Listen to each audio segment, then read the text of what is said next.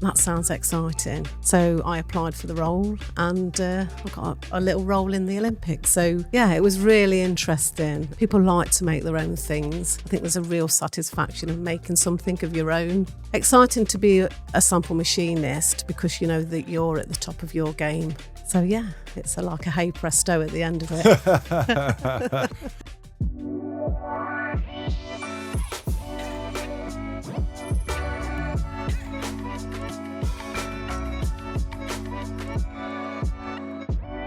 Welcome to the Life at Next podcast, Sharon. It's great to have you on. Thank you very much for having me. I'm really looking forward to doing this. So you manage the pattern cutting room, and you're I always get this wrong. I'm the Sample Room Supervisor. Sample Room Supervisor. I do have a manager. That's fine. Right. Yeah. Sample Room Supervisor. Yeah. So you've been in this role now for how long at Next? Over 12 years. Wow. So yeah, 12 years, and I don't know where it's gone. It's gone so quick. Yeah. Really quick. And how did you first get introduced to the brand? Where did it come from? You know, how did you get introduced to it? Right. So I was introduced to Next via the Olympics. Okay. So, wow. yeah. Oh, wow. So I saw an advert in a local newspaper. Yeah. Advertising for seamstresses or tailors. So I thought, and at the time I was working in a college teaching. So I thought, that sounds exciting. So I applied for the role and I got a little role in the Olympics. So yeah, it was really interesting. It was based at Loughborough University. Nice. It was really nicely planned out. And so while I was there, I actually bumped into some friends that worked at Next, a technologist. So after the event of the Olympics, after I'd met all these amazing athletes, I decided, I was told there was a role at Next as a sample machinist. So I thought, why not? I'll go for it. And I got a job at Next. And what's involved in, I mean, it's amazing that I don't think we'll hear a better way of introducing someone into Next, like via the Olympics. Like, that's never going to happen again. What actually happens as a sample machinist? Like what goes into that? Like how's... Right. So in our room, we have an array of machinery, all kinds of machines that do different jobs.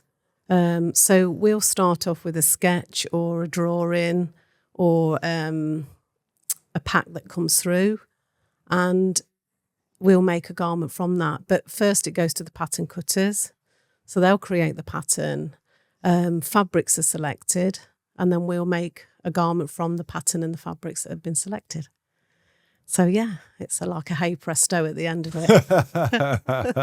And has it always been that way, or has it evolved a lot? It's evolved a lot. The room originally was for photo shoot samples, right? Alterations that needed doing for... Like on site, yeah. Yeah, like on site. So there would be a meeting and they want things changing, button changes, pom-pom hats wanted different pom-poms on, all kinds of things like that. So it evolved from that. But we did do some garment making, some block developments if they got new shapes they needed making. So yeah, that's how it's evolved now, from sort of doing a few garments that we make to we make a lot more garments. So, and it can be anything from a kid's t-shirt to a tailored jacket. Yeah, a lot of variety there. A lot of variety. And I bet you need a lot of skills as well. A lot of skills, in the room at the moment, we've got 7 machinists, including myself. And we have a lot of skill base, lots of experience.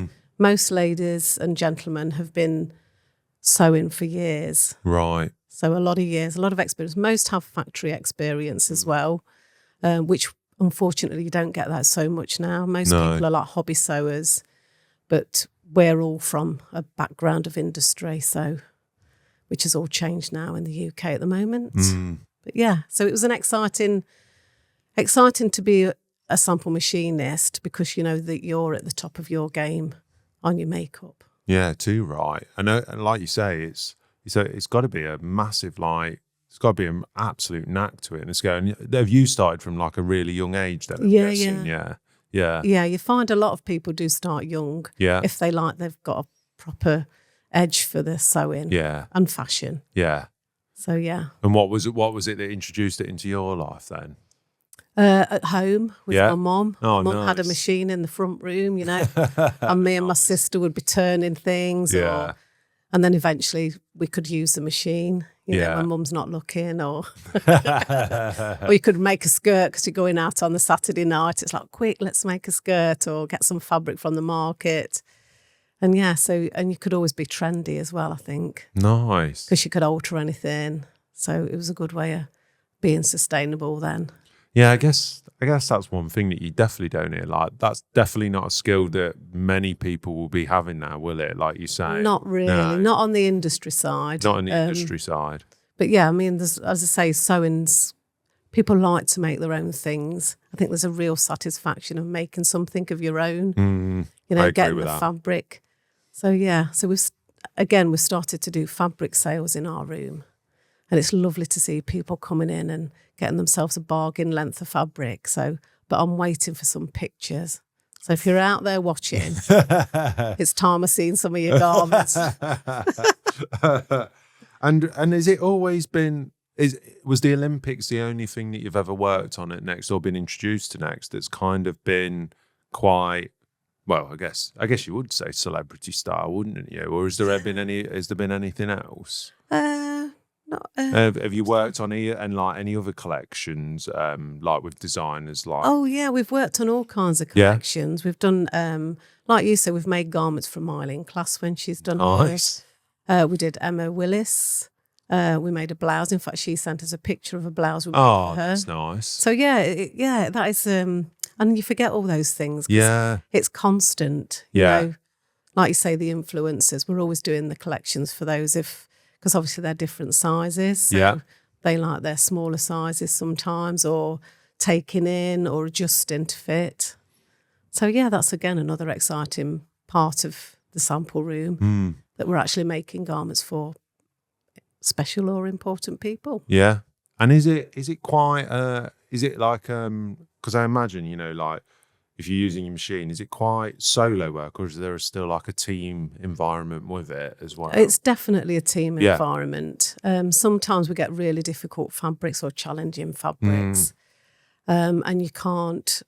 Yeah, it's quite difficult. So as a collaboration together, we'll sometimes work around a garment, the best way to make it up, the best machinery, the best techniques on it. Yeah. So because of all our experiences put together, we can produce the best garment. And it's a saying that you're only as good as your last garment. So we like to do our very best.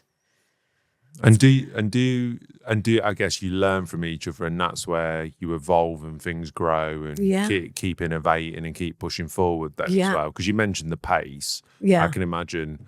I know, you know, you work with the product teams, they work at such a pace. So I guess you've kind of matching that pace as well. We try our best, yeah. Sometimes it's quicker than we think, and sometimes it takes a bit longer. Yeah. And I think they're always quite pleased if they get a quick phone call to say your garment's ready. It's like, already? Yeah. Again, it's that dinner moment. Yeah. You've made a garment and it usually looks amazing because that's what we want. And is that making that garment, is that kind of maybe sometimes work from a design or working with a designer, or who's that working with? It's working with all designers, right? Children's and women's wear, men's wear. So yeah, they'll send their packs to the pattern cutters. And again, they'll dissect it. They'll usually bring fabrics in as well. Although we do have a fabric cupboard at the back, so if it's block development, we can find that out. But they'll bring fabrics, trims, and then we make it up from the pattern ladies. So, and they also do the 3D as well. So sometimes they'll do a pattern for us to make, but they'll also create a 3D. What's that? It's on screen, and they can look at it in different directions. Oh, okay. They can see the stretch or the push and the pull on the fabrics on a body. Wow. So they can see that hopefully the pattern usually fits first time. Which again is an important thing on sample making, because we don't want to make 20 samples. Right. We want to make one garment and it fit okay and look good. Right. So it's kind of cutting down on you having to remake to get the right sample. Yeah. Then is that what that technology's doing? It is. Yeah. So they're then we can make a sample and a pattern, and it's ready for production. Oh wow. So that's what we. When did that? Do. When is that is that a new feature, or is that something? It's definitely within the last 10 years. So the last decade have started the 3Ds for our room anyway. So Mel really likes to push the 3D. Mm. So yeah, and also now the printouts of 3D. I think they're looking at other softwares as well.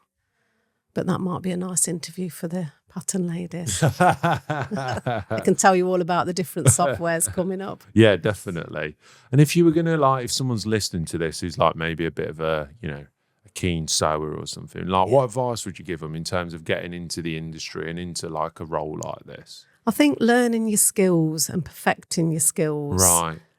Sometimes when you see, you can watch some programs on sewing, and they're okay, but we look at it and it makes us cringe sometimes, because how you make it as a home sewer is totally different to something that's made for, say, production or the industry. Right. So I would say industrial machinery is the thing to learn. Yeah. And definitely perfecting your skills, neat sewing, straight lines, nice seam allowances, things like this, keeping a steady hand on everything. Because if it's nice and neat, then you've got a nice garment. And what is the biggest difference between, say, someone doing it at home and industry? Is it the machine? Or? It's the machinery. It is the machinery, yeah, definitely the machinery. Does it differ that much then? Yeah. On a visual look, sometimes you wouldn't know. Okay. But when you're a sample machinist, you'll look at everything about that garment and you'll notice everything about the garment. So you must love the detail then, because definitely. You've got to. Yeah, we like detail. You've literally, because you must. And also, you must be just so focused and in the zone when you're actually doing it as well. Oh, yeah. So when you're on a garment, it's head down. Head down, just fully immersed into that garment, definitely. And is that something that, do you think that's why you've continuously done what you've done? I think so, yeah. I've always enjoyed it.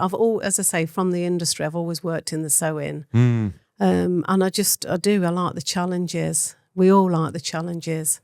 Sometimes we can get difficult things, but like you say, then as a team, that's when you've got your mates to lean on and think, right, we can do this. Yeah. And the end result when the garment's hanging up is wow. Yeah, definitely. Yeah. Definitely. I think that's the same across Next. I think the way you summarise that really is kind of what most teams do is love a challenge. Yes, definitely. Together. Yeah. And love to overcome it and think, we've done that. Yeah, we've done that. It could be anything, could be from our restaurant teams, serving amazing food to X amount of people, or it could be our technology teams putting something new on the website. Yeah. It's kind of in everyone, isn't it, really? It is. I think that's the Next ethic, isn't it? Yeah. We're all together. Yeah. And you definitely get that feeling of you're all a team. You meet some really nice people. Yeah. And in our room as well, you're getting all the teams coming into you. So when you're walking around the building, I don't get very far without saying hello to somebody, which is nice. Yeah, it's a really, at the NDB campus, it's a really nice vibe. Yeah, it is a really nice vibe. So we'll move on to something a little bit more fun. Okay. I hope. This or that, I've just got some questions. Yes. So, would you rather work in a windowless office or with the perfect Wi-Fi? Oh.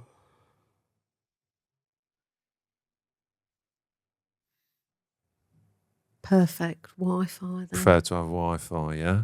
I think so, yeah. Because if there's no windows, you've got nothing good to look at. And you can't see if the sun's shining. So if you've got perfect Wi-Fi, you can always Google it and say, is it sunny today? Yeah. So are you someone do you enjoy a bit of breakfast? Yes, I love breakfast. You do? I do. I love breakfast as well. Start of the day. Yeah. So after that, you can't. Would you rather go for? You can only eat at 10:30, and then you can't have anything else until night, or you can eat at 4. So you've got to either eat straight after breakfast, right, or you're eating at 4 o'clock. I'd eat at 4 o'clock. Big breakfast, big gap. Yeah. 4 then dinner. Yeah. Yeah. Yeah. Yeah. This might be one. Would you rather have unlimited coffee or unlimited snacks at work? I think snacks. Yeah, why? I love a snack. Yeah. What's your favourite? Well, in our room again, we have lots. There's always chocolates and biscuits and cake. I love biscuits. So, and we've had donuts over the last week. So, no, and that was even breakfast. Would you prefer to, when you like working, do you prefer listening to music or podcasts? I love music. Yeah, what if you got to go to? Is it a certain genre or? We have a radio too, so they have a quiz on at 10 o'clock, and then. But I'm known for singing around the room, and I'm not very good at it. So yeah, and I think singing's it's a good feel factor, isn't it? So I like to belt a tune out every now and then when I'm sewing.